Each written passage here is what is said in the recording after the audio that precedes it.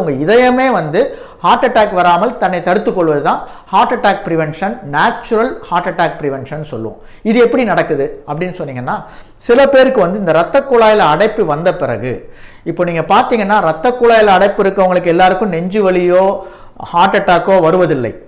அது ஏன் வருது அப்படி இல்லைன்னா, இரத்த குழாயில் அடைப்பு இருந்தாலும் நேச்சுரலாகவே சின்ன சின்ன இரத்த குழாய்கள், ஆஞ்சியோஜெனசிஸ்ன்னு சொல்லுவோம், இல்லைனா நுண்ணிய இரத்த குழாய்கள் சொல்லுவோம். இந்த நுண்ணிய இரத்த குழாய்கள் வந்து நேச்சுரலாகவே நம்ம உடம்புல இருக்கின்றது.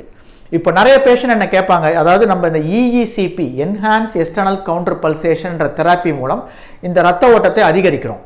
அப்போ வந்து இது உண்மையிலே அதிகரிக்குமா அப்படின்னு கேட்டால், நீங்கள் வந்து EECP சிகிச்சை செய்து கொண்டு தான் இந்த இரத்த குழாயில் வந்து புது புது இரத்தத்தை கொண்டு வர வேண்டும் என்பது கிடையாது. நேச்சுரலாகவே, அதாவது இரத்த குழாயில் அடைப்பே இல்லாதவர்களுக்கும் நேச்சுரலாகவே வந்து இந்த சின்ன சின்ன இரத்த நாளங்கள் ப்ரீஃபார்ம்ட், அதாவது நீங்கள் நோய் இல்லாத பொழுதே உருவாகி உங்கள் இரத்த குழாய் அவங்களோட இருதயத்தில் இருக்கும். அப்போ எப்போ அது வந்து ஆக்ட் ஆகுதுன்னா, இரத்தத்தின் அடைப்பு, அந்த இரத்த குழாயின் அடைப்பு அதிகமாகி கொண்டே போகும் பொழுது இந்த கொலாட்ரல்னு சொல்லுவோம், இந்த சின்ன சின்ன வெசல் வந்து நேச்சுரலாகவே விரிவடைந்து இரத்தத்தை வந்து அந்த அடைப்பை தாண்டி கொண்டு செல்கிறது. இதைத்தான் நேச்சுரல் பைபாஸ்ன்னு சொல்லுவோம். So this is called collaterals.